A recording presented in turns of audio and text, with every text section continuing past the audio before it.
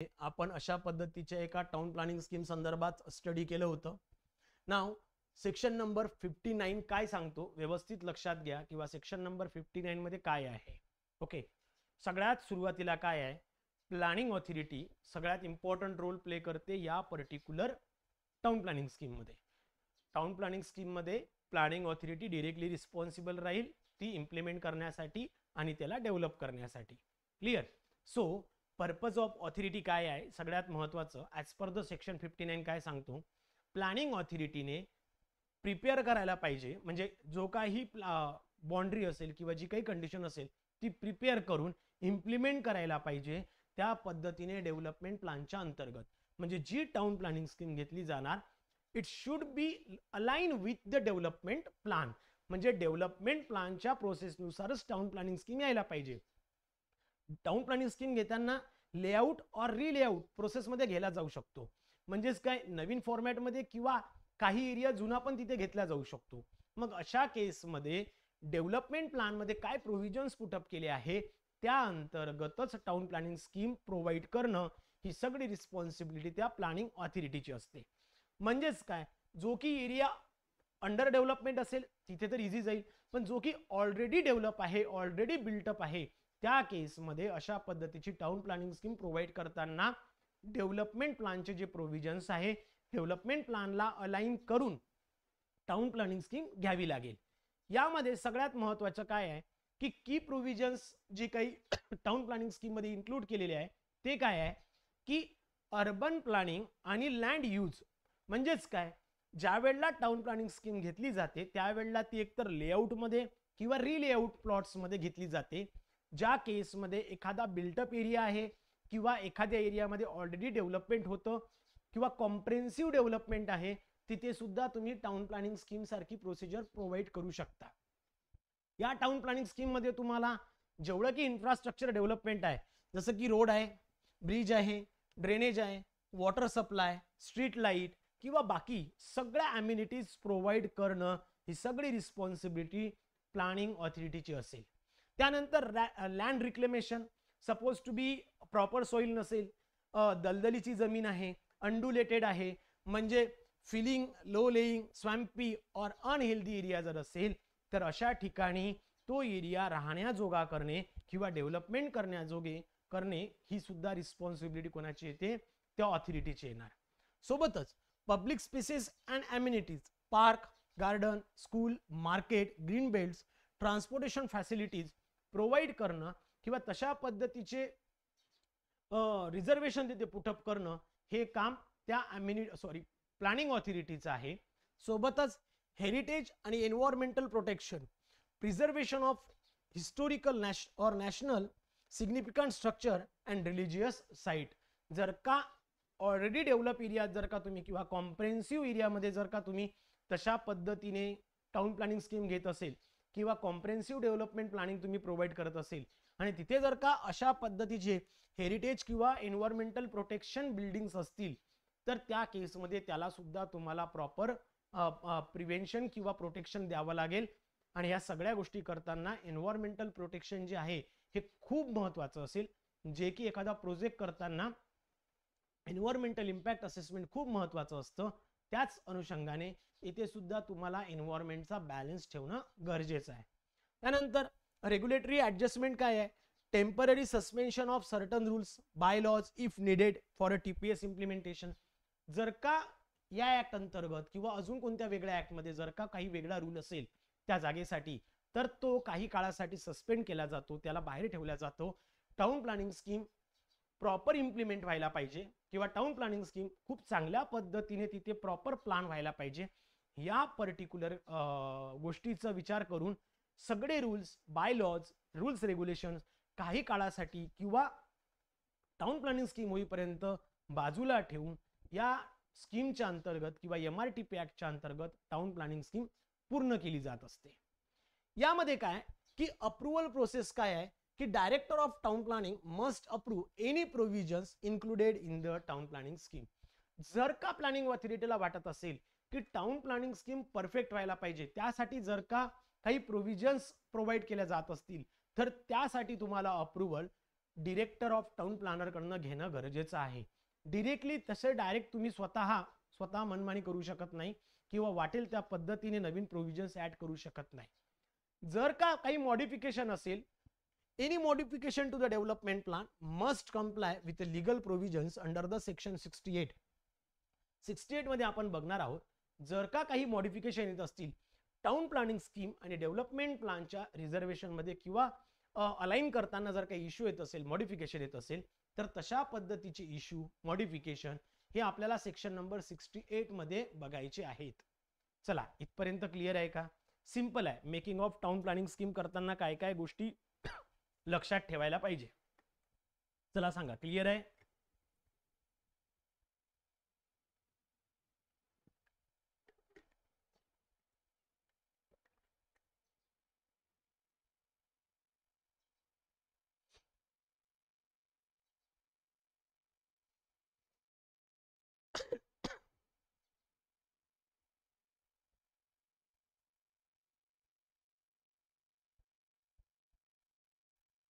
Okay, चला मग next section number 60 काय सांगतो किंवा सेक्शन नंबर पासून आपलं खरं तर टाउन प्लॅनिंग स्कीमची जी काही प्रोसिजर आहे ते चालू होते.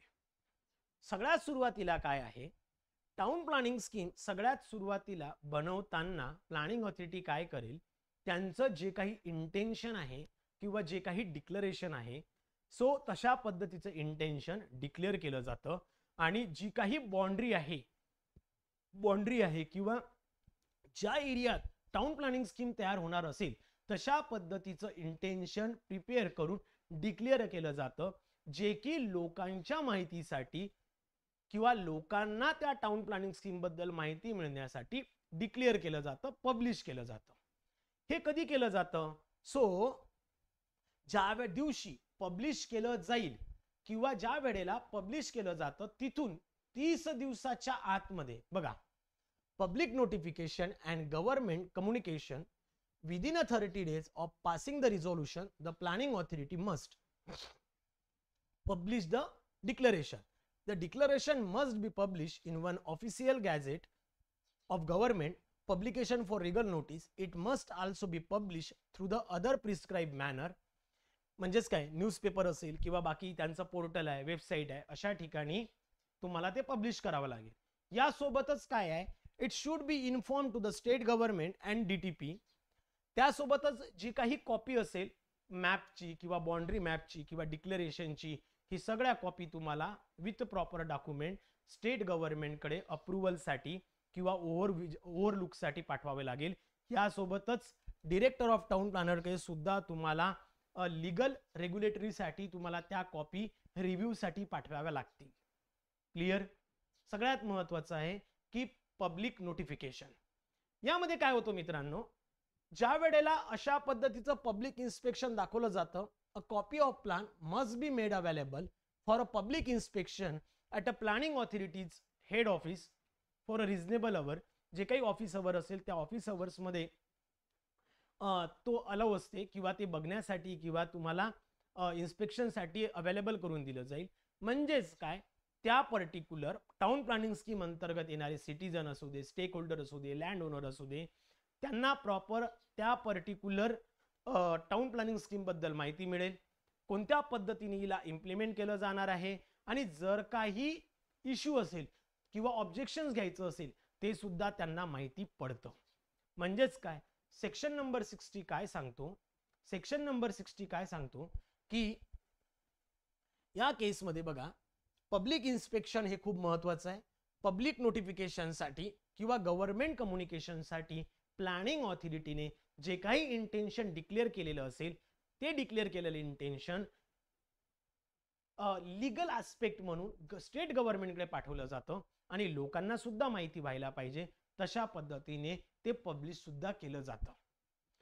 नेक्स्ट 61 काय सांगतो, making and publication of draft scheme bye means of notice. बघा बरं, एक सांगा पहिल्यांदा, सेक्शन नंबर 60 समजला का? काही प्रॉब्लेम असेल तर ते सांगा पटकन.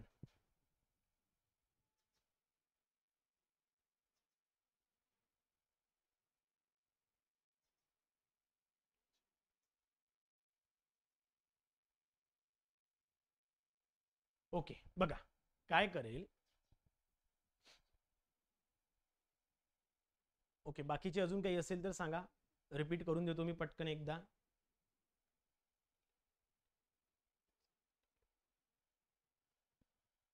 Okay, no issue, I will repeat it, don't worry. बघा काय होतं, प्लॅनिंग ऑथॉरिटी काय करणार, तशा पद्धतीचं इंटेन्शन जे काही असेल ते इंटेन्शन प्रिपेअर करणार आणि ते इंटेन्शन प्रिपेअर केल्यापासून 30 दिवसाच्या आत ते डिक्लेअर करेल. विदिन 30 डेज ते काय करेल, डिक्लेअर करेल किंवा पब्लिश करेल लोकांच्या माहितीसाठी, लोकांना माहित व्हावं त्यासाठी. म्हणजेच काय, या इंटेन्शन मध्ये काय दाखवलं जातं, तर या इंटेन्शन मध्ये जो काही टाउन प्लॅनिंग स्कीम मध्ये येणारा एरिया आहे किंवा टाउन प्लॅनिंग स्कीमच्या अंतर्गत येणारा जो काही लँड असेल त्याची जी काही बाउंड्री लाईन असेल किंवा फायनल बाउंड्री लाईन असेल ती इथे शो केली जाते या पर्टिक्युलर इंटेन्शन मध्ये. म्हणजेच काय, लोकांना माहिती पडतंय की टाउन प्लॅनिंग स्कीम किती एरियात होत आहे, कोणत्या एरियात होत आहे, कोणता एरिया कव्हर झालाय, कोणता एरिया इन्क्लूड झाला, एक्सक्लूड.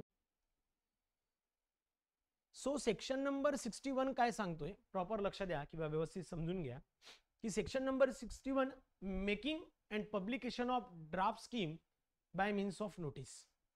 सो जेव्हापासनं डिक्लेरेशन केलं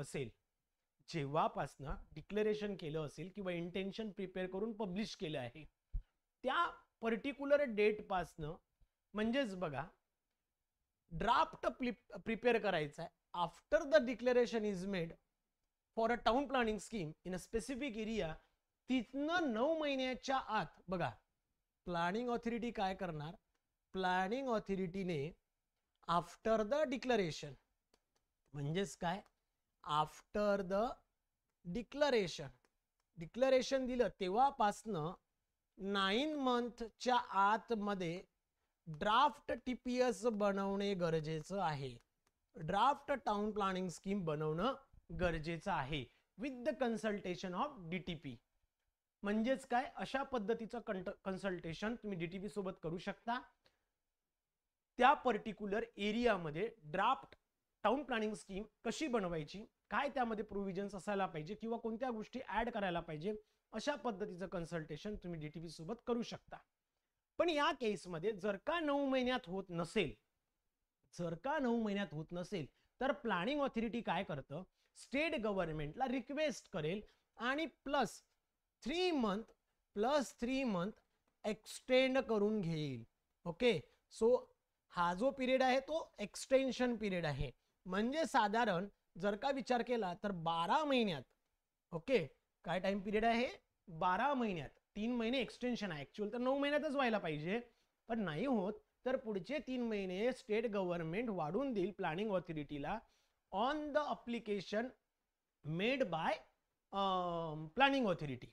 सो जर का प्लॅनिंग ऑथॉरिटीने तशा पद्धतीचं अप्लिकेशन केलं, the state government can extend the 9 month period by up to 3 additional month via official notification. Okay, अशा पद्धतीचे 3 महिने वाढून दिले जातात. मग जर का तो ड्राफ्ट डीपी प्रिपेअर होत असेल तर ऑब्व्हियसली तो ड्राफ्ट डीपी जो काही प्रिपेअर केला तो public notice must be publish in official gadgets आणि बाकीच्या पद्धतीने सुद्धा तो लोकांच्या माहितीसाठी प्रसिद्ध करायला पाहिजे, लोकांना इन्स्पेक्शनसाठी प्रसिद्ध करणं गरजेचं आहे. म्हणून तो काय, ड्राफ्ट डीपी 9 महिन्यात एकतर तो पब्लिश करणं गरजेचं आहे, जर नसेल होत तर 3 महिन्याचं तुम्हाला एक्सटेन्शन दिलं जाऊ शकतं जर का प्लॅनिंग ऑथॉरिटीने तशा पद्धतीचं अप्लिकेशन केलं तर. आणि ते जे काही अप्लिकेशन करेल एक्सटेन्शन मिळालं त्यानंतर तो कंपल्सरी ड्राफ्ट डीपी तयार करून तो पब्लिश करणं गरजेचं आहे.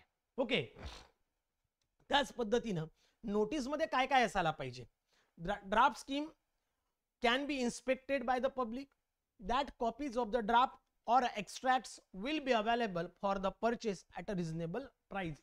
लोकांच्या माहितीसाठी किंवा लोकांना समजण्यासाठी किंवा जे कोणी अफेक्टेड असू शकतात किंवा जे कोणी त्यामध्ये इन्व्हॉल्व आहे त्यांना ते अवेलेबल करून देणं आणि रिझनेबल प्राइस मध्ये अवेलेबल करून देणं ही रिस्पॉन्सिबिलिटी प्लॅनिंग ऑथॉरिटीची असते.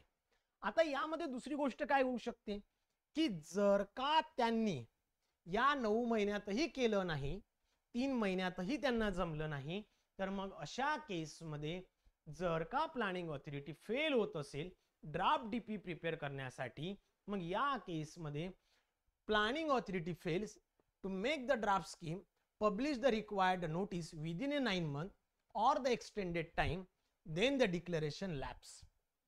ते डिक्लेरेशन लॅप्स होऊन जाईल. कधी? जे त्यांनी 9+3 महिन्याआधी केलं असेल ते. बरोबर आहे? म्हणजे जे की 60 मध्ये जे काही डिक्लेरेशन दिलं होतं ते लॅप्स होऊन जाईल.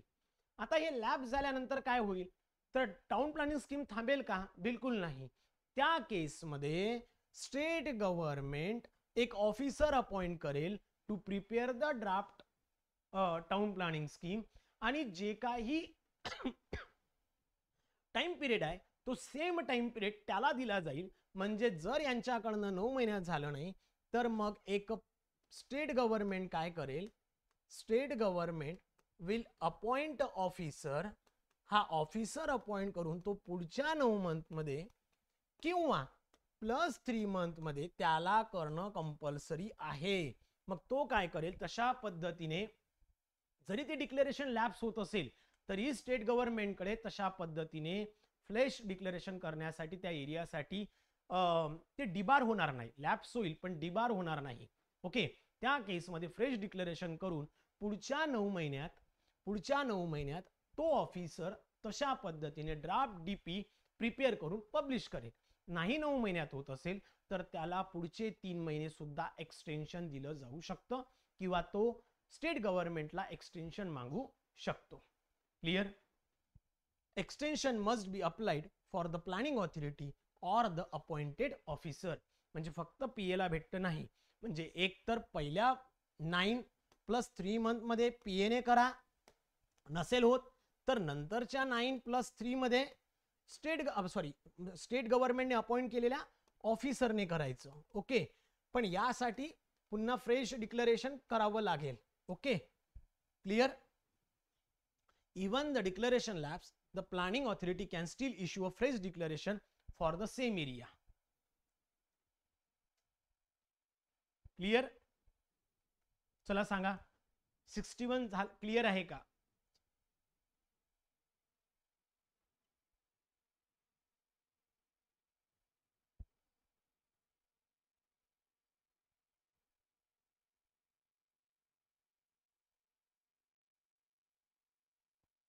आता एक तर कन्फर्म झालं तुम्हाला की इथे कोण कोण आहे?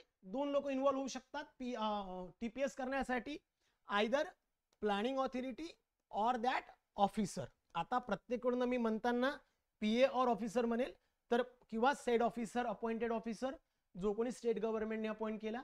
मग या केसमध्ये लक्षात ठेवायचं की तो ऑफिसर कोण आहे. ओके, म्हणजे एकतर पीए करेल, नाही झालं तर ऑफिसर करेल. म्हणून दोघांनाही आपण अनुसरून किंवा दोघांनाही त्यामध्ये इन्व्हॉल्व करून हा सेक्शन्स कंप्लीट करणार आहोत किंवा पुढे टाउन प्लॅनिंग स्कीम पूर्ण कंप्लीट करूया.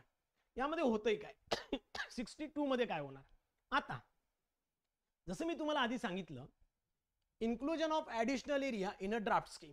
जर का प्लॅनिंग ऑथॉरिटीला किंवा त्या ऑफिसरला, अपॉइंटेड ऑफिसरला असं वाटत असेल की बाबा काहीतरी अजून एरिया आपण ऍड करू शकतो, म्हणजे ऑलरेडी ओरिजिनल एरिया हा होता, त्याच्या बाजूला जर का अजून एखादा एरिया असेल किंवा एखादी गव्हर्नमेंटची लँड असेल, त्यांना जर का वाटत असेल की हा एरिया आपण यामध्ये ऍड करू शकतो. कधी? Before the preparation of draft development plan किंवा तो सबमिट होण्याच्या आधी. क्लियर? किंवा जसं की काही सिटीजन असू शकतात. इथे कोणीतरी एक एक्स पर्सन आहे, हा एक्स पर्सन आहे आणि याला वाटत आहे की मी या टाउन प्लॅनिंग स्कीम मध्ये इन्व्हॉल्व व्हायला पाहिजे. तर तो स्वतः सिटीजन, स्टेक होल्डर, जे कोणी असेल नसेल, ओके, तर तशा पद्धतीच्या फॉर्मल रिक्वेस्टवर किंवा सजेशनवर ते इन्क्लूड होऊ शकतात.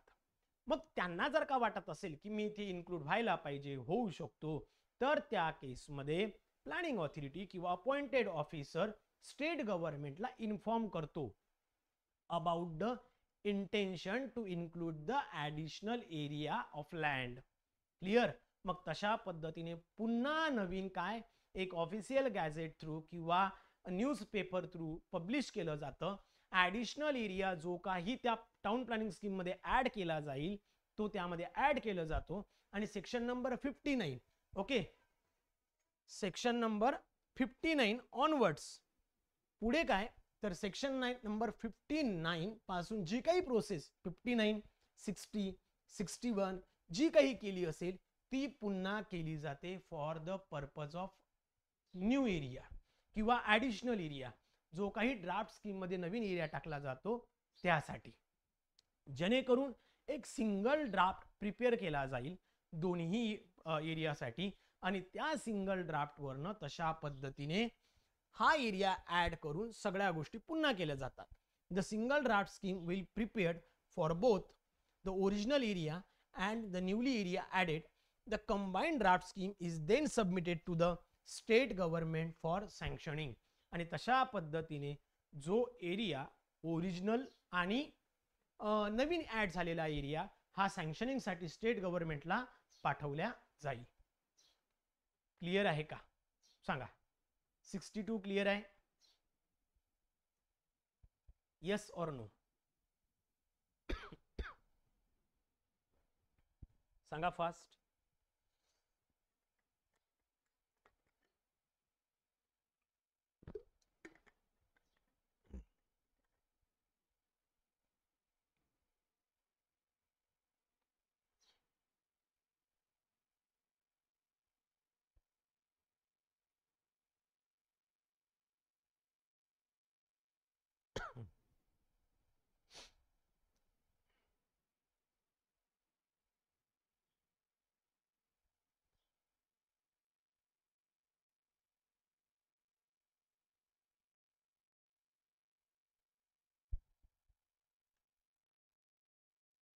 क्लियर?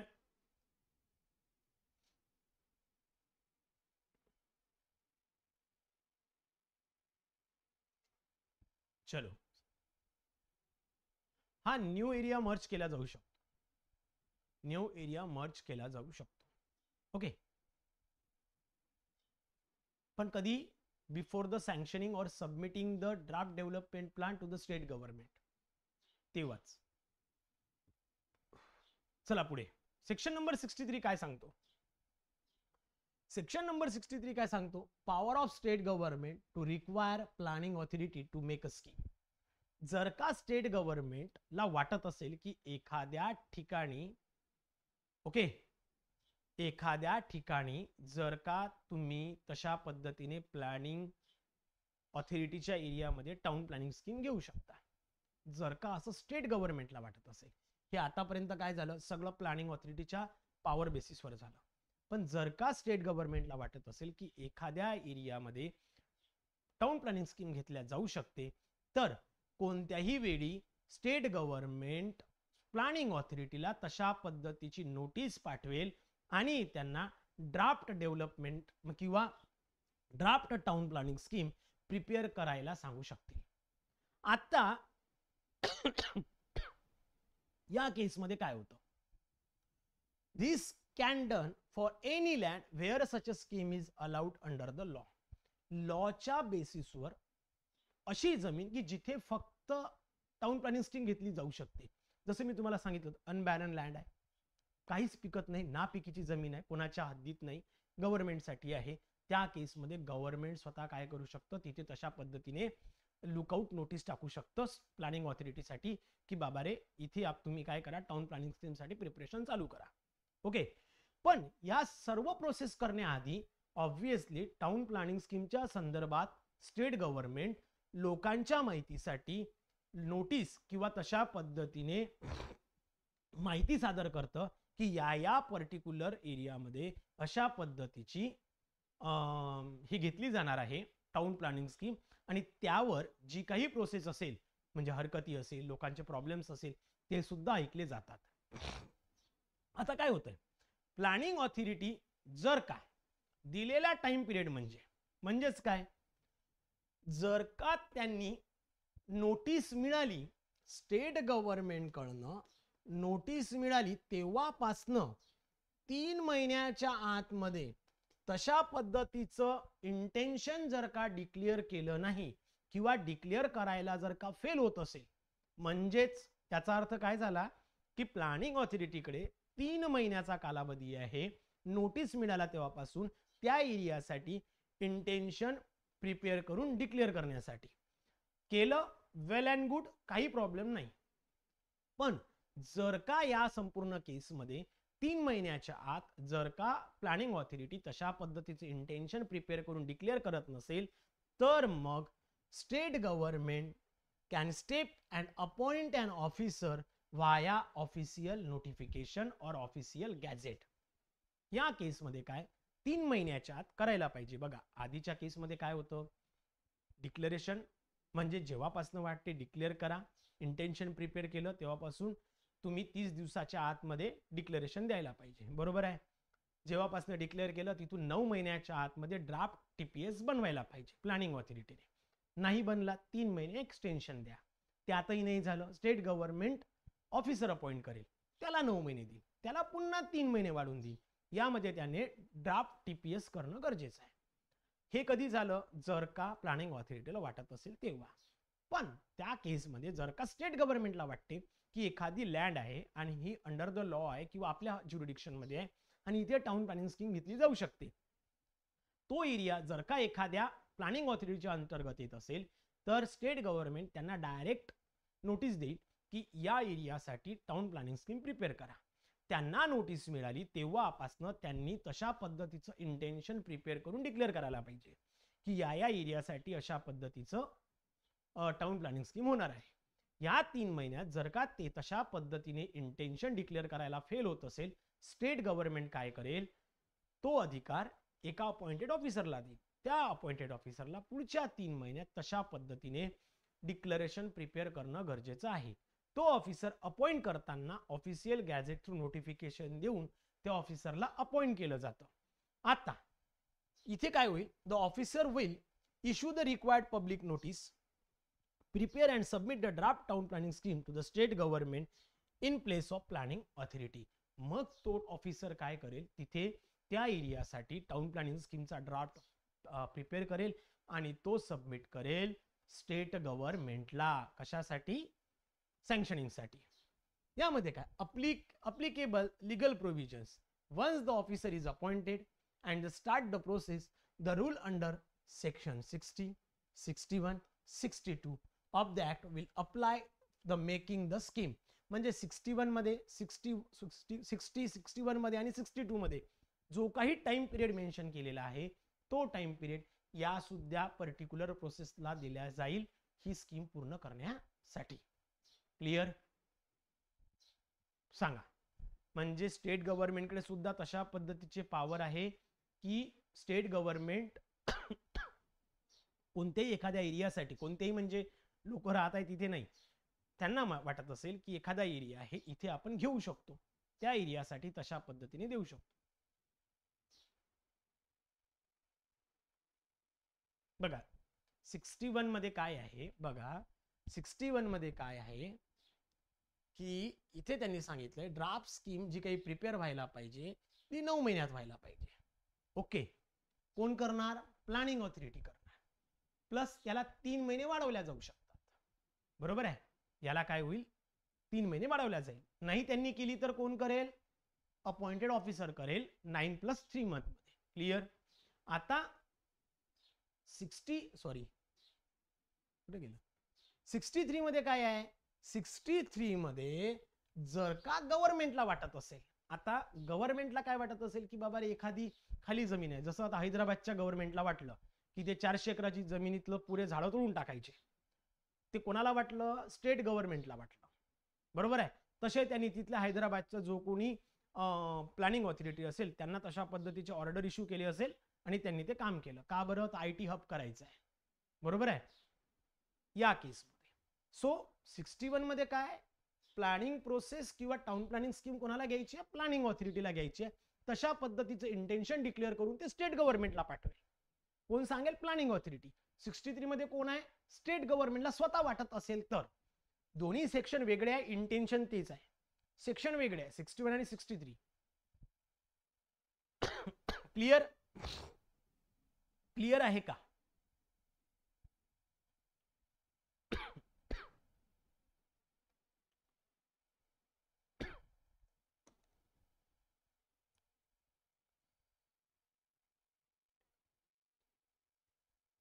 नाही. बघा दोन्ही मध्ये करणार कोण? प्लॅनिंग ऑथॉरिटीज करणार. प्लॅनिंग ऑथॉरिटीला जर जमलं नाही तर मग स्टेट गव्हर्नमेंट करणार. 61 मध्ये 63 मध्ये काय डिफरन्स आहे बघा. हा एरिया, कोणताही एखादा एरिया प्लॅनिंग ऑथॉरिटीच्या ज्युरिडिक्शन मध्ये येत असेल आणि जर का प्लॅनिंग ऑथॉरिटीला जर का वाटत असेल की त्या एरियासाठी टाउन प्लॅनिंग स्कीम घ्यायची आहे, टाउन प्लॅनिंग स्कीम घ्यायची आहे, किंवा इथले जर का स्टेक होल्डर असतील, लँड ओनर्स असतील, त्यांनी जर का त्या प्लॅनिंग ऑथॉरिटीला म्हटलं की इथे तुम्ही टाउन प्लॅनिंग स्कीम घ्या, आम्हाला प्रिपेअर करून द्या, या केसमध्ये ही टाउन प्लॅनिंग स्कीम प्रिपेअर होणार. क्लिअर? इथे काय आहे, स्टेट गव्हर्नमेंट तशा पद्धतीने डायरेक्टिव्ह फॉर्म करतील, तयार करून त्या प्लॅनिंग ऑथॉरिटीला देईल की बाबा एखादा एरिया आहे, तुम्ही तिथे टाउन प्लॅनिंग स्कीम घ्या. तो एरिया कोणता असेल, जो की गव्हर्नमेंटच्या अंतर्गत असेल, गव्हर्नमेंटच्या अंडर येत असेल, त्या एरियासाठी. इथे जबरदस्तीने केली जात नाही, हे लोकांच्या सहमतीने, बळजबरीने जमीन घेतल्या जात नाही, लोकांच्या सहमतीने केली जाते. लोकांना वाटत असेल तर प्लॅनिंग ऑथॉरिटी तशा पद्धतीचे इंटेन्शन प्रिपेअर करून डिक्लेअर करेल, स्टेट गव्हर्नमेंटला पाठवेल. इथे स्वतः स्टेट गव्हर्नमेंटलाच वाटत आहे, लोकांचं काही घेणं देणं नाही, कारण की ती जमीन कोणाच्या अंतर्गत येत असेल, स्टेट गव्हर्नमेंटच्या अंतर्गत येत असेल. क्लिअर? Now let's see. 64 च्या आधी आपण थोडं ना काही गोष्टीवर ओव्हरलुक करूया. 64 मध्ये कंटेंट ऑफ ड्राफ्ट स्कीम आहे आणि त्याच्यानंतर 65 मध्ये रिकॉन्स्टिट्यूटेड आहे. सो रिकॉन्स्टिट्यूटेड प्लॉटच्या आधी काय करूया, प्लॅनिंग ऑथॉरिटी कशाला रिफ्यूज करेल? नाही, प्लॅनिंग ऑथॉरिटी रिफ्यूज नाही करेल. Planning authority, town planning scheme होणं हा फायदा कोणाचा आहे? प्लॅनिंग ऑथॉरिटीचाच फायदा आहे ना. हा लास्ट लेक्चर मध्ये पण सांगितलं कालच्या की प्लॅनिंग ऑथॉरिटीचाच फायदा आहे. क्लिअर? टाउन प्लॅनिंग स्कीम होणे सद्यस्थितीत कवठे महाकाळ नगरपंचायतीचा विकास आराखडा तयार करण्याचे काम प्रगतीपथावर आहे. प्रस्तावित नगर रचना योजनेतील 40% जागा नगर 40% जागा नगरपंचायतीस विना मोबदला मिळणार असल्याने नगर रचना योजना क्षेत्राखालील जागेमध्ये भविष्यात विकास योजना तयार करताना कमी आरक्षणे ठेवावी लागणार असून त्यामुळे विकास आराखडा अंमलबजावणी करण्यासाठी कमी खर्च होणार आहे. Okay, clear? चलो, हा आता काही इम्पॉर्टंट पॉइंट्स आहेत, पुढचे सेक्शन बघण्याआधी काही इम्पॉर्टंट पॉइंट्स आहेत, कारण या पॉइंट्सवर आपले पुढचा पार्ट डिपेंड करतो. काय आहे बघून घ्या. ओके, चलो. स्टेक होल्डर्स नाही, स्टेक होल्डर सुद्धा रिफ्यूज करू शकत नाही. रिफ्यूज कोणीच करू शकत नाही. बघा रिफ्यूज का बरं करेल? स्टेक होल्डर काय ऑथॉरिटी आहे का? नाही. स्टेक होल्डर म्हणजे काय? जे की ओनर आहे त्या जमिनीचे, त्याला स्टेक होल्डर म्हणतो आपण. टाउन प्लॅनिंग स्कीम तुमच्याकडे येणार नाही करण्यासाठी. तुम्ही टाउन प्लॅनिंग स्कीम करण्यासाठी प्लॅनिंग ऑथॉरिटी तुमच्याकडे येणार नाही. प्लॅनिंग ऑथॉरिटीकडे तुम्हाला जावं लागणार आहे.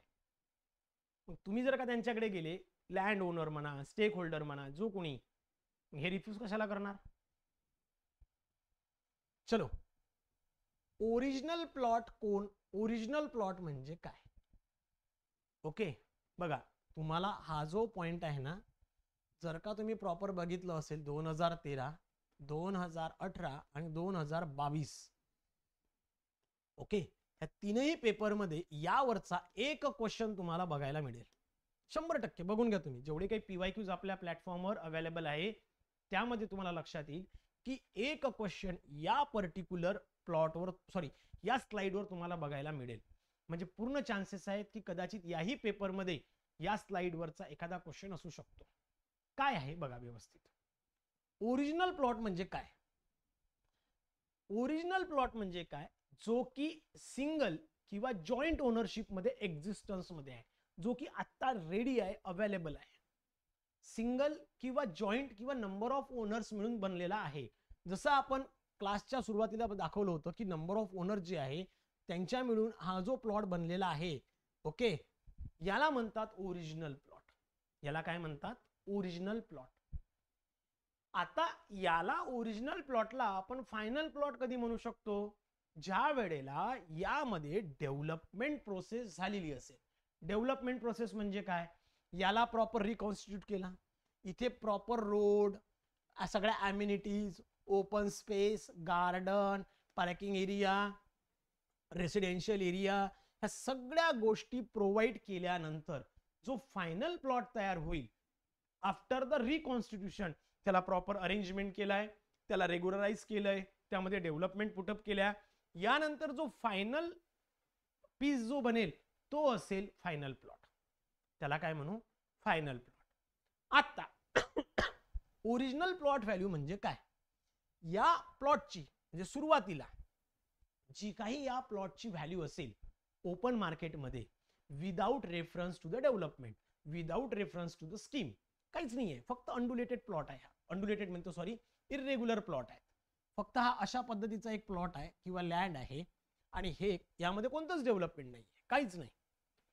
याची ओपन मार्केटमध्ये जी काही व्हॅल्यू असेल ती व्हॅल्यू म्हणजे ओरिजिनल व्हॅल्यू. ती व्हॅल्यू म्हणजे कोणती? Original value. Clear? Semi final value म्हणजे कोणती व्हॅल्यू? सेमी फायनल व्हॅल्यू म्हणजे काय?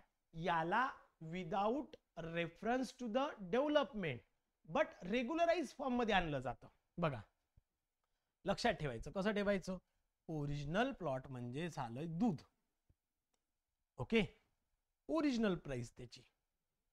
पण याला काय केलंय? प्रॉपर डेव्हलपमेंट नाही केलं, पण याला प्रॉपर रेग्युलराइज केलं. म्हणजेच काय केलं? प्रॉपर फॉर्मॅट मध्ये आणलं आणि कोणता एरिया कुठे येईल म्हणजे फायनल प्लॉटचा एरिया याला प्रॉपर रेग्युलर शेप मध्ये आणला. या पूर्ण प्लॉटला किंवा नंबर ऑफ जमिनी ज्या होत्या, नंबर ऑफ लँड जी होती, त्याला प्रॉपर रेग्युलराइज फॉर्मॅट मध्ये आणलं. त्याला आपण काय म्हणतो? Semi final value. Semi final value of plot. म्हणजेच काय? दुधाचं काय केलं? दही तयार केलं. काय केलं? दही. आता यामध्ये काय प्रोव्हाइड करायचं आपल्याला? With reference to the development. इथे कोण आले? रोड आला. यात कोण आला? रिक्रिएशनल एरिया आला. सगळ्या अम्युनिटीज प्रोव्हाइड केल्या, ड्रेनेज प्रोव्हाइड केले, ओपन स्पेस प्रोव्हाइड केली, गार्डन्स प्रोव्हाइड केले, रेसिडेन्शियल एरिया प्रोव्हाइड केला. सगळं तुम्ही प्रोव्हाइड केलं. स्ट्रीट लाईट आली, इलेक्ट्रिसिटी आली, सगळं आलं. म्हणजे बघा, आधी काहीच नव्हतं, ओरिजिनल प्लॉट होता. सेमी फायनल प्लॉट कधी झाला? जेव्हा त्याला रेग्युलर केलं. पण डेव्हलपमेंट केलं होतं का? नाही. आता काय झालं? फायनल मध्ये डेव्हलपमेंट पण केलं. म्हणजे फायनल मध्ये काय भेटलं? रेग्युलराइज पण झाला with reference to the development. म्हणजे डेव्हलपमेंट पण त्यामध्ये ऍड केलेलं आहे. क्लिअर? मग डेव्हलपमेंट जर का ऍड होत असेल तर ऑब्व्हियसली या दुधाची डायरेक्ट काय तयार केली तुम्ही? मलाई तयार केली.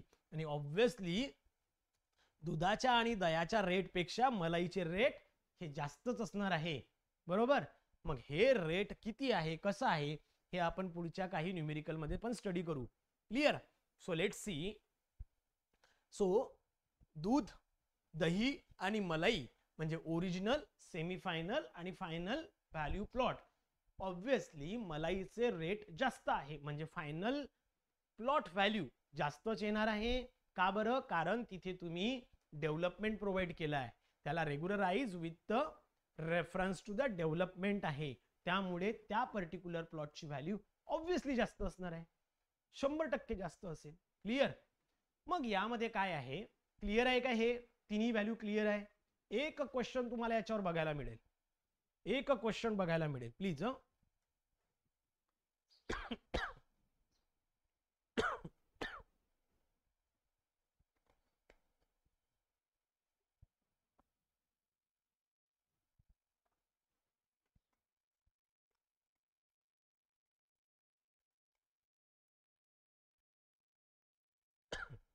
ओके, चला.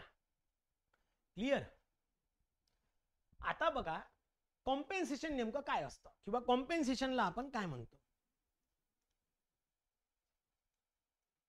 कॉम्पेन्सेशनला तुम्ही नेमकं काय म्हणता? बघा, एक एक्झाम्पल देऊन सांगतो. प्लीज एक लक्षात घ्या. या एक्झाम्पलचा येणाऱ्या पेपरमध्ये, एक्झाममध्ये कुठेही रिलेशन नाहीये. तुम्हाला कॉम्पेन्सेशन फक्त समजायला पाहिजे. कॉन्ट्रीब्युशन इन्क्रिमेंट समजायला पाहिजे आणि नेट पेएबल अमाऊंट समजायला पाहिजे. त्यासाठी तयार केलेला फक्त एक हा प्रोफार्मा आहे. अदरवाईज सर या व्हॅल्यू कुठून आणल्या, काय आणल्या, सगळं माझ्या मनाच्या व्हॅल्यू आहे. कुठेही ऍक्ट मध्ये किंवा कोणत्याही बुक्स मध्ये असं नाही आहे. तुम्हाला फक्त समजण्यासाठी मी या व्हॅल्यू ऍड केलेल्या आहे. सोबतच केस 1, केस 2, केस 3 अशा मी 3 केसेस तयार केल्या, ज्यामध्ये सर 40%च का बरं घेतलं, तर पुढे तुम्हाला समजेल आपण की 40% डिडक्शन का बरं घेतो. कारण की कंटेंट मध्ये तुम्हाला लक्षात येईल की maximum 40% for infrastructure and development साठी आपण प्रोव्हाइड करतो आणि 10% रिझर्वेशन फॉर EWS आणि LIG साठी आपण प्रिफर करतो. त्यामुळे हे ऍक्ट मध्ये आहे. क्लिअर. सो त्यामुळे मी काय केलं, इथे मॅक्झिमम 40% एक घेतलं, एका स्कीम मध्ये 16.667 घेतलं आणि एक 10% डिडक्शन घेतलं. आता ही स्कीम तयार होताना पण तुम्हाला माहित आहे की काही तुम्हाला 100% काय प्लॉट परत मिळणार नाही. तुम्ही जर का समजा 100% देत असेल तर त्यात रोड येतील, बाकी सगळ्या अम्युनिटीज प्रोव्हाइड करायच्या आहे, ओपन स्पेस रिक्रिएशनल एरिया जो आहे तो प्रोव्हाइड करायचा आहे. म्हणजे सगळ्या गोष्टी प्रोव्हाइड केल्यानंतर तुम्हाला हे सगळं डिडक्ट होऊन तुम्हाला उरलेला प्लॉट हाती येणार, final plot. Clear. Now let's see. Original plot area जो आहे तो मानून घेऊ मित्रांनो 1000 स्क्वेअर मीटर आहे. एक्झाम्पल आहे बरं तिन्ही केसमध्ये, केस 1, केस 2, केस 3 मध्ये किती आहे, 1000 स्क्वेअर मीटर हा प्लॉट एरिया आहे. आता ऑब्व्हियसली मी जसं सांगितलं की ओरिजिनल प्लॉट होता, ओरिजिनल प्लॉट व्हॅल्यू कमीच असणार आहे 100%. Yes or no. म्हणून मानून चला ओरिजिनल प्लॉट व्हॅल्यू जी काही असेल ती 1000 रुपीज असेल. किती आहे, 1000. तिन्ही केस मध्ये किती आहे, 1000. क्लिअर. 1000 रुपीज. ऍग्री. तो ओरिजिनल प्लॉट व्हॅल्यू होणार किती, ओरिजिनल प्लॉट होता 1000 square metre, original rate of plot आहे 1000च, तर ओरिजिनल प्लॉट व्हॅल्यू होणार किती. ओके. किती होणार,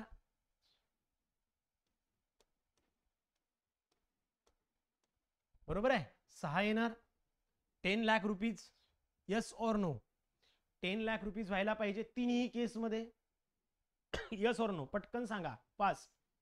उद्या याच्यात प्रॉब्लेम नको.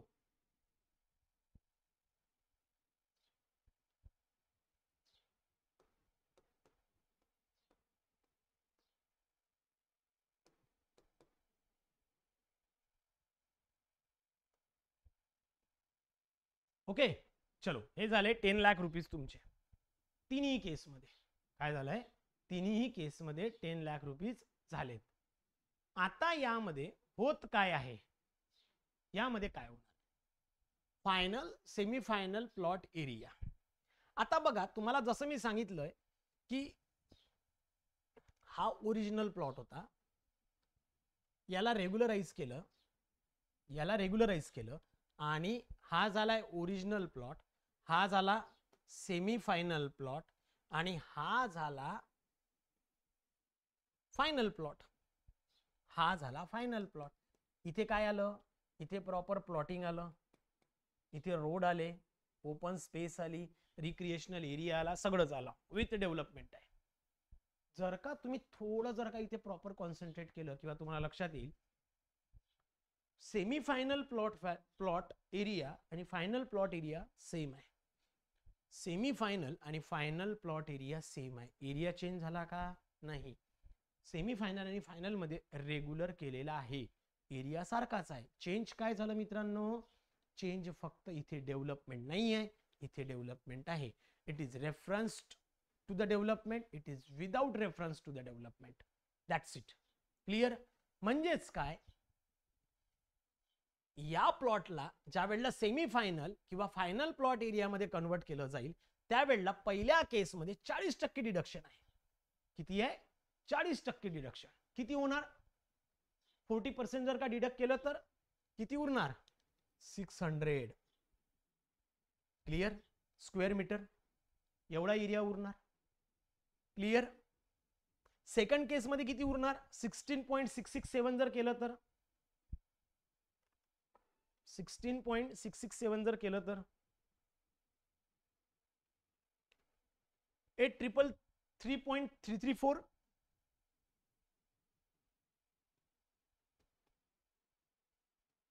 यस. आणि या तिसऱ्या केसमध्ये 10% डिडक्शन केलं तर किती उरणार? 900. चला क्लिअर. चला सांगा पटकन, क्लिअर आहे का? यस और नो? सगळेजण सांगा प्लीज, सगळे सांगा. इथपर्यंत समजलंय का? जर समजत असेल तरच ठीक आहे. ओरिजिनलचा एरिया खूप होता, याला कमी केलं. How origin plot area and semi final area are different, the shape can be changed. तसं नाही म्हणत मी. शेप जरी चेंज झाला, शेप चेंज झाला, पण याचा जो आउटर एरिया आहे, जो की तुम्हाला मिळणार आहे, अवेलेबल होणार आहे, त्या मालकाला जो अवेलेबल होणार आहे, त्याचा एरिया आणि इथला एरिया सारखाच राहणार आहे ना? यस और नो?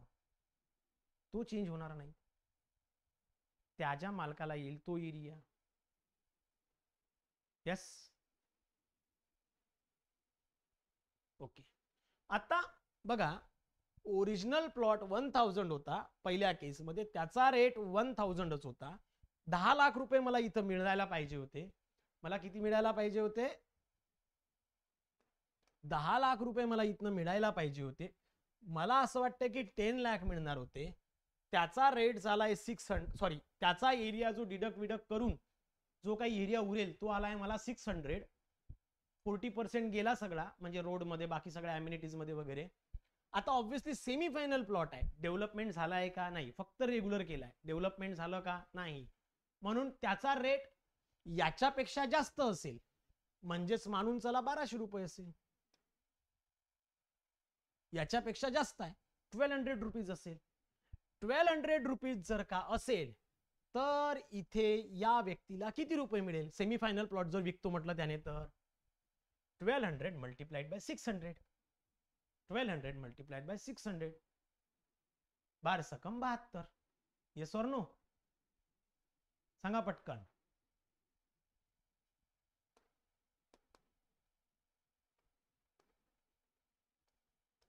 $7,20,000. त्याला किती मिळेल?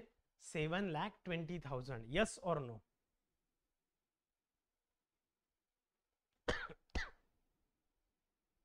पक्का? मला एक सांगा, त्याला मिळणार किती होते रे? 10 लाख. त्याला मिळणार किती होते? 10 लाख. मिळाले किती? जर का सेमी फायनल प्लॉटचं कॅल्क्युलेशन करून बघतो म्हटलं तर त्याला मिळाले किती? 7,20,000. किती मिळाले? 7,20,000. पक्का? सिंपल कॅल्क्युलेशन आहे, खूप सिंपल कॅल्क्युलेशन आहे. त्याला मिळाले 7,20,000. यात त्याचं नुकसान झालं की प्रॉफिट झालं? पटकन सांगा. यात त्याचं नुकसान झालं की प्रॉफिट झालं? फास्ट सांगा.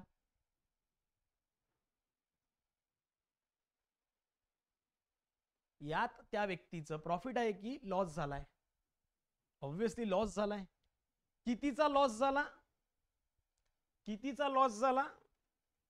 28 लाख रुपयाचा झाला असेल, बरोबर आहे. 100 मायनस 72, 28 लाख रुपीचा लॉस झाला. ओके. 7,20,000, सॉरी 2,80,000चा लॉस झाला. आय एम रिअली सॉरी, मी 10 लाख पकडले ते. 2,80,000 रुपीजचा लॉस झाला. ओके, 2.8. क्लिअर? मग हा जो लॉस आहे तो कोण देणार? कोण देणार? हा मालकाचा लॉस झालाय ना, तर कोणी द्यायला पाहिजे? मग प्लॅनिंग ऑथॉरिटीने ओनरला द्यायला पाहिजे. समजलं? प्लॅनिंग ऑथॉरिटीने ओनरला द्यायला पाहिजे पहिल्या केसमध्ये. जर का असा लॉस होत असेल तर कॉम्पेन्सेशन त्याला ओनरला द्यायला पाहिजे. आता मला एक सांगा, सगळ्यात महत्वाचं, ओनरला 2.8 म्हणजे 2,80,000 रुपीज मिळाले. आता ओके आहे का ओनर? आता ओके आहे, आता काय प्रॉब्लेम नाही. पटकन सांगा हो की नाही, फास्ट हो की नाही सांगा. आता काही प्रॉब्लेम नाही.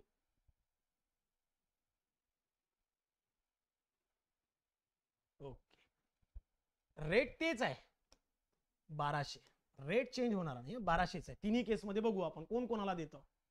म्हणजे याचा अर्थ काय झाला, कॉम्पेन्सेशन रिसिव्ड बाय ओनर, काय लिहिलंय, कॉम्पेन्सेशन रिसिव्ड बाय ओनर, ही व्हॅल्यू जर पॉझिटिव्ह आली, कशी येते पॉझिटिव्ह, कधी original plot value minus semifinal plot value, जर का ही व्हॅल्यू पॉझिटिव्ह येत असेल तर कॉम्पेन्सेशन कोण घेणार, ओनर घेणार. कोणाकडनं, प्लॅनिंग ऑथॉरिटीकडनं. लक्षात ठेवायचं, original plot value minus semifinal plot value is equals to compensation, is equals to compensation. हे विचारतात बरं पेपरमध्ये, हे आलेलं आहे पेपरमध्ये.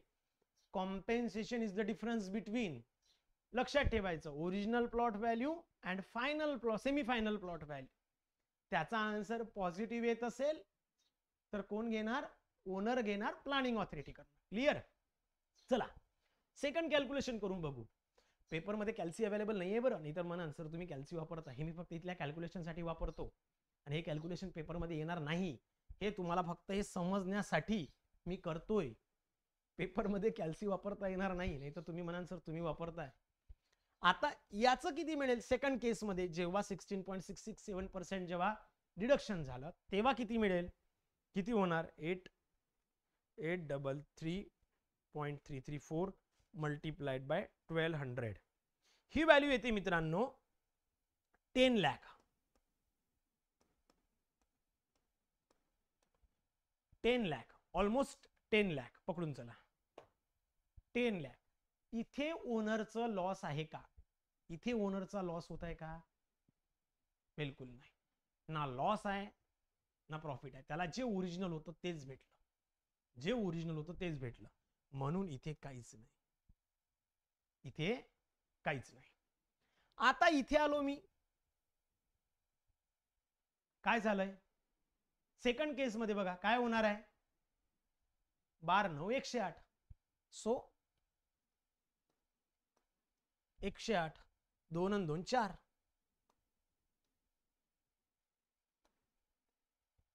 बरोबर आहे. इथे काय झालं, इथे काय झालं, त्याला मिळणार होते 10 लाख, मिळाले किती, 10,80,000. त्याला मिळाले किती, 10,80,000. बरोबर. इथे काय झालं, प्रॉफिट. पण as per the market value त्याला मिळायला पाहिजे होते 10 लाख, मिळतायत 10,80,000. म्हणजे जे वरचे 80 लाख रुपये डिफरन्स आहे, सॉरी 80,000 रुपये जो काही डिफरन्स आहे तो ओनरने कोणाला द्यायला पाहिजे, प्लॅनिंग ऑथॉरिटीला. तो ओनरने कोणाला द्यायला पाहिजे, प्लॅनिंग ऑथॉरिटीला. आपण फक्त 10 लाखासाठी काम करत आहे, ओनरला फक्त तुम्हाला मिळून किती द्यायचे आहे, 10 लाख. मग 10 लाख जर का त्याला जास्त मिळत असेल तर त्याने ओनरने काय करायला पाहिजे, प्लॅनिंग ऑथॉरिटीला देऊन द्यायला पाहिजे. या केसमध्ये जर का कॉम्पेन्सेशन व्हॅल्यू निगेटिव्ह येत असेल, original plot value minus semifinal plot value जर का निगेटिव्ह येत असेल तर त्याला काय म्हणायचं, compensation received by planning authority. त्या केसमध्ये कोण, प्लॅनिंग ऑथॉरिटी काय करेल, कॉम्पेन्सेशन घेईल. क्लिअर. चला कॉम्पेन्सेशन समजलं का, कॉम्पेन्सेशन समजलं का, हो की नाही पटकन सांगा. पुढे कॉन्ट्रीब्युशन आणि इन्क्रीमेंट सांगतो.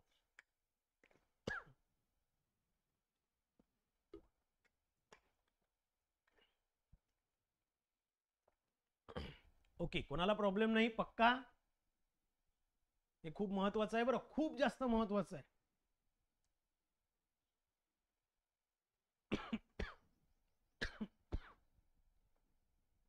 ओके चलो गाइज आगे बढ़ते हैं. Now increment and contribution under the TPS. Increment आणि कॉन्ट्रीब्युशन काय, तर तुम्हाला माहित होतं सेमीफायनल प्लॉट एरिया किंवा फायनल प्लॉट एरिया एकच आहे. किती आहे, 600 833.34 आणि इथे 900 होता, बरोबर आहे. सेमीफायनल रेट तुम्हाला माहित होते किती होते, आपण 1200 घेतले होते, 1200 घेतले होते, बरोबर. यामध्ये सेमीफायनल प्लॉट व्हॅल्यू आली होती 7,20,000, तिकडे आली होती 10 लाख आणि लास्टला आली होती 10,80,000, बरोबर की नाही. चला इथपर्यंत सेम आहे, मी कॉपी पेस्ट केलं इकडलं, हेच कॉपी पेस्ट इकडे केलं. चला आता मला एक सांगा, जसं मी तुम्हाला सांगितलंय की फायनल आणि सेमी फायनल दोघांमधले रेट एरिया चेंज होणार का? बिलकुल नाही, एरिया तोच राहणार आहे, एरिया चेंज होणार नाही. मग एरिया जर चेंज होणार नसेल, जर का हा एरिया जर का चेंज होणार नसेल तर तो ऍज इट इज राहील. पण सेमी फायनलचे प्लॉट फक्त रेग्युलराइज केले म्हणून 1200 होते. आता त्यामध्ये डेव्हलपमेंट आलं म्हणजे अजून प्लॉटचे भाव वाढतील, प्लॉटचे भाव वाढणार आहे. किती होणार आहे? 1500 रुपये मानून चला, किती झाले? 1500 रुपये. हे एक्झाम्पल म्हणून घेतोय बरं, 1500 रुपीज. क्लिअर. ऍक्च्युअल आपल्याकडे प्लॉट आहे किती? हा प्लॉट आहे 600, रेट झाले 1500. त्या ओनरला किती रुपये भेटेल फायनल प्लॉट नुसार? सांगा. 15 दोन्ही 30, 15 सक 90, बरोबर आहे. 15 सक 90,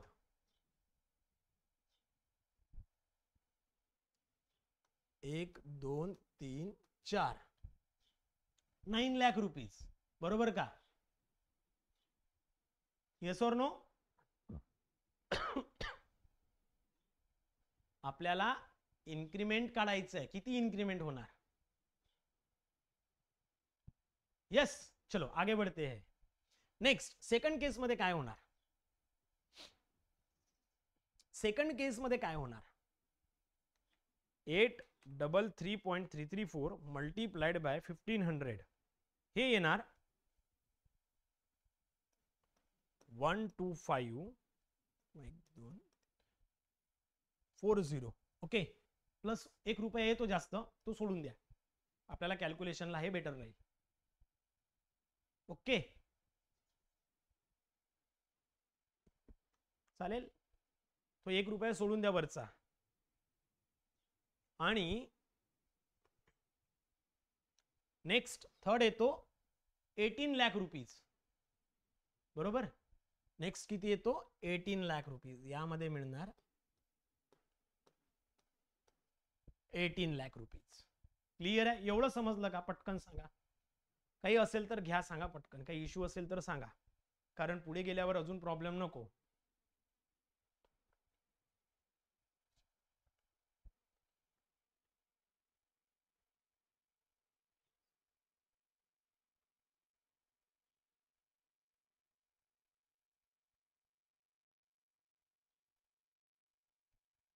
ओके चला. इथे इन्क्रीमेंट किती भेटलं? ओनरला इन्क्रीमेंट किती भेटलं? इथे इन्क्रीमेंट किती भेटलं? इन्क्रीमेंट व्हॅल्यू म्हणजे काय? Final plot value minus semi final plot value. लक्षात ठेवायचं, increment is the difference between the final plot value minus semi final plot value. किती भेटलं इन्क्रीमेंट? सांगा फास्ट. 1,80,000, बरोबर आहे. 1,80,000. इथे किती भेटलं? इथे इन्क्रीमेंट किती भेटलं? सेकंड केस मध्ये किती भेटलं? 2.5, 2,50,000. आणि इथे किती भेटलं? 7 लाख काहीतरी होणार ते आहे ना.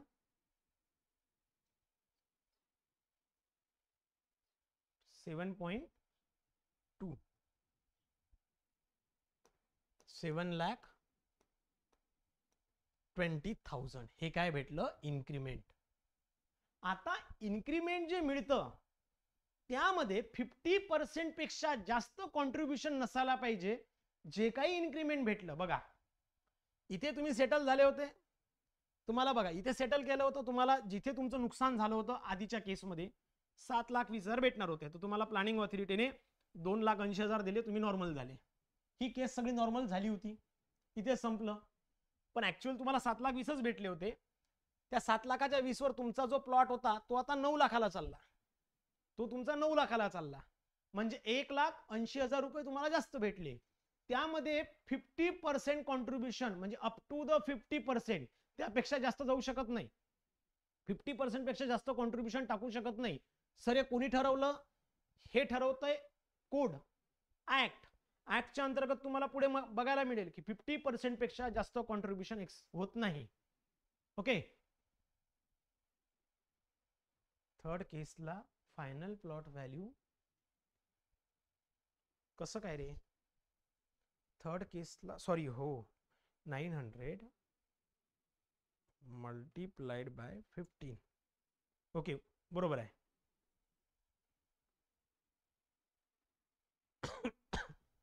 इथे काहीतरी व्हॅल्यू चुकली आपली आहे ना, ही व्हॅल्यू चुकीची झाली. ठीक आहे, किती येणार? 1,50,000 बरोबर आहे, मायनस 10,80,000 हे येतं 2,70,000. Sorry sorry. चलो हा, आता बघा जे काही इन्क्रीमेंट तुम्हाला मिळत असेल, जे काही इन्क्रीमेंट तुम्हाला मिळणार आहे त्यामध्ये maximum contribution should not be exceed more than 50%. 50% पेक्षा जास्त कॉन्ट्रीब्युशन त्यामध्ये टाउन प्लॅनिंग स्कीमच्या अंतर्गत प्लॅनिंग ऑथॉरिटी टाकू शकत नाही. म्हणजे मॅक्झिमम 50 टाकेल. एक्झाम्पल म्हणून सांगतोय 50 घेऊया.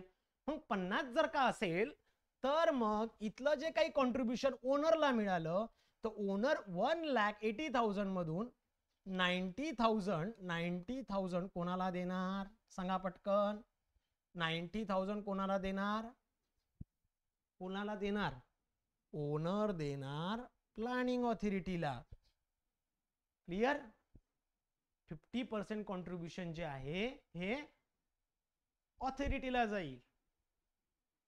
क्लिअर? अरे हो की नाही? पक्का?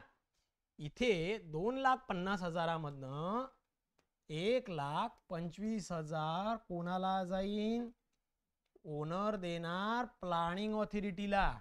आणि इथे 2,70,000 मधून म्हणजे 1,35,000 1,35,000 रुपीज कोणाला जाईल?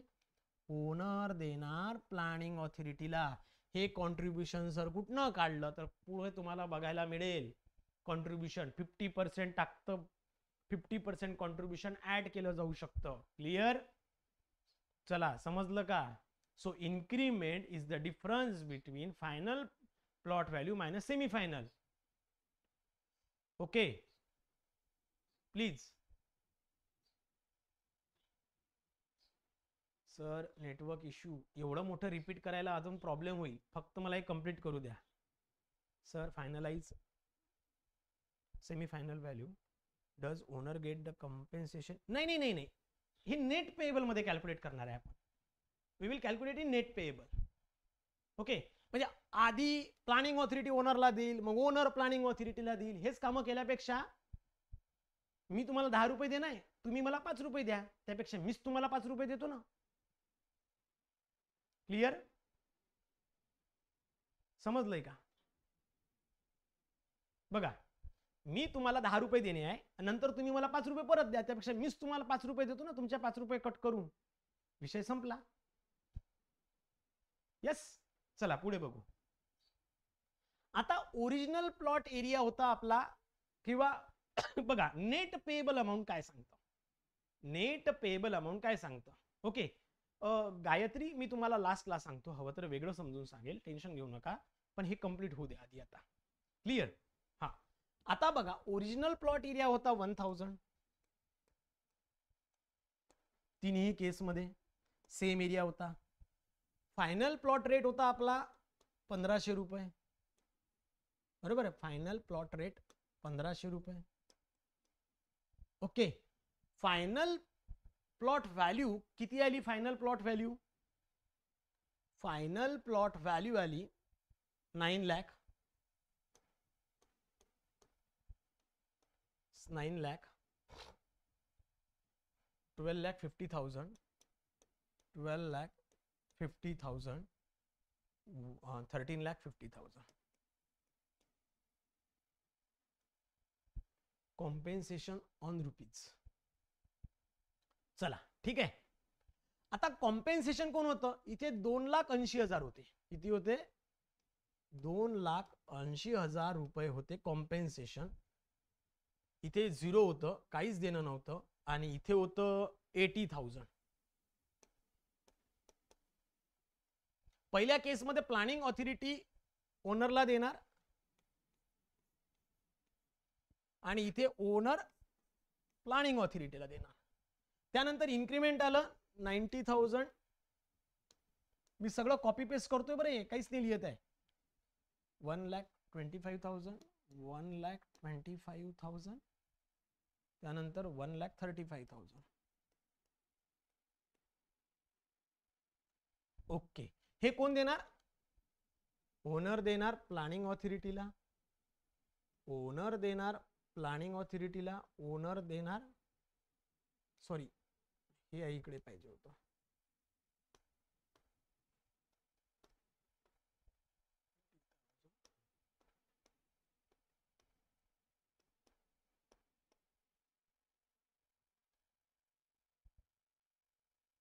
इन्क्रीमेंट आलं होतं आपलं 1,80,000 2,50,000 2,50,000 आणि 2,70,000. या केसमध्ये ओनर प्लॅनिंग ऑथॉरिटीला देणार. ओनर प्लॅनिंग ऑथॉरिटीला देणार. Owner planning authority. हे समजलं का? मी काहीच नाही केलं. क्लियर?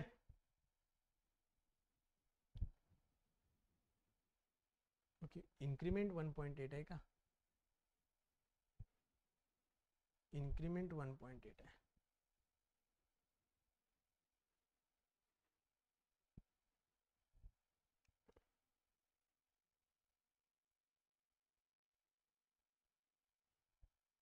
कॉन्ट्रीब्युशन किती आहे? 90,000. Owner to planning authority.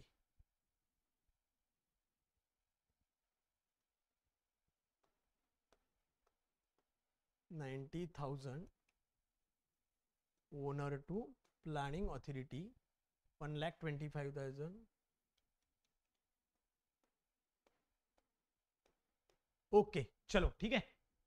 हे ॲज इट इज होतं, कॉपी पेस्ट केलं मागचंच. मी हे इथे लिहिलंय. आता नेट पेएबल काय आहे बघा. सुरुवातीला प्लॅनिंग ऑथॉरिटी ओनरला देणार 2,80,000. मग त्यातनं ओनर प्लॅनिंग ऑथॉरिटीला देणार 90,000. त्यापेक्षा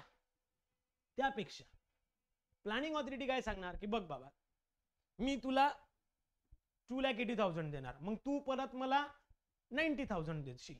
त्यापेक्षा मी काय करतो, हे 2,80,000 मधून 90 काढून टाकतो. म्हणजे 1,90,000 तुला देतो. चालते का? यस और नो?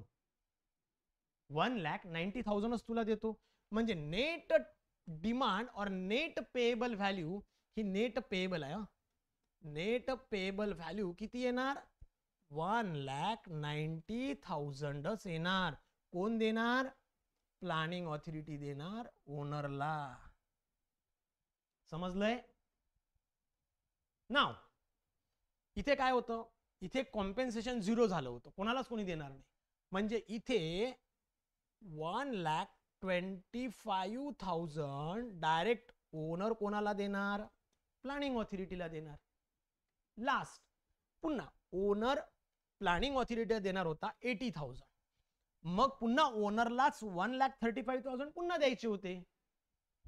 आलं का लक्षात? समजलंय? म्हणजेच 1,35,000 प्लस ते 80,000, 2,15,000. सो 2,15,000 ओनर कोणाला देणार? प्लॅनिंग ऑथॉरिटीला. प्लॅनिंग ऑथॉरिटीला. चला समजलंय का नेट पेएबल कसं काढलं? पटकन सांगा, नेट पेएबल समजलं का कसं काढलंय? तर